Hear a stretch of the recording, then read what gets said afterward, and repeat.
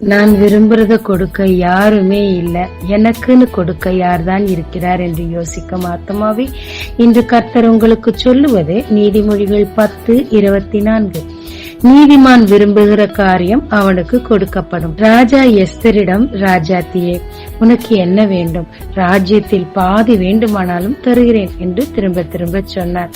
ஆனால் எஸ்தரோ பொன்னையும் பொருளையும் ராஜாவினிடத்தில் விரும்பவில்லை, பதவியையும் கேட்கவில்லை.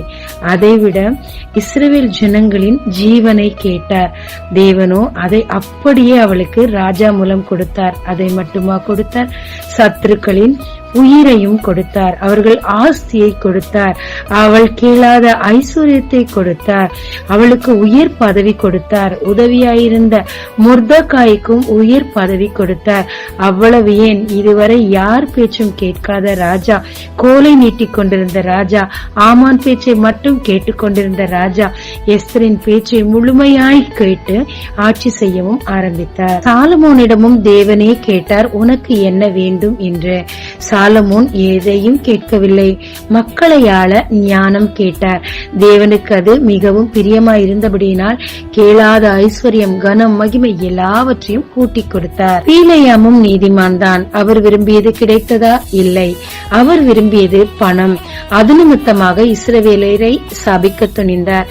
எனவே தேவன் அவருக்கு ஒரு சாபமான மரணத்தை கட்டளையிட்டார். எல்லாவற்றையும் இழந்து போனார். நீதிமான் விரும்புகிற காரியம் அவனுக்கு கிடைக்கும் என்பதினால் நாம் நீதிமானாகவே இருந்தாலும் தேவனுக்கு பிரியமான, தகுதியான, அநேகருக்கு பிரயோஜனமான, நமக்கும் பிரயோஜனமான காரியத்தை நாம் கேட்கும் போது நம் வாழ்க்கையின் தேவைகள் எல்லாம், கேட்காத எல்லா ஆசீர்வாதங்களையும் தேவன் கூட்டியே வழங்க காத்திருக்கிறார். எனவே சரியானதை கேட்க ஞானத்தை தேவன் தருமாறு நாம் ஜெபிக்க வேண்டும். ஜெபிக்கலாம் வாங்க. தேவரீர், உம்மை ஏற்றுக்கொண்டதினால் என்னை நீதிமானாக்கினீர். ஐயா, உமக்கு பிரியமானதை கேட்கத்தக்கதான ஞானத்தை எனக்கு தாரும். அதுவும் ராஜ்யத்திற்கும் எனக்கும் அநேகருக்கும் பிரயோஜனமாய் இருக்கத்தக்கதாக மற்ற என் தேவைகளையும் சந்தியும். பரலோக ராஜ்யத்தையும் நீதியும் தேடு, நீதி உனக்கு கூட கொடுக்கப்படும் என்று சொன்னீரே. நீதியை தேட எனக்கு கற்றுத்தாரும். இயேசு மூலம் பிதாவே, ஆமென். இயேசு கிறிஸ்துவின் நாமத்தில் இந்த நாளில் உங்களை ஆசீர்வதிக்கும் ஜீசஸ் விஷன்.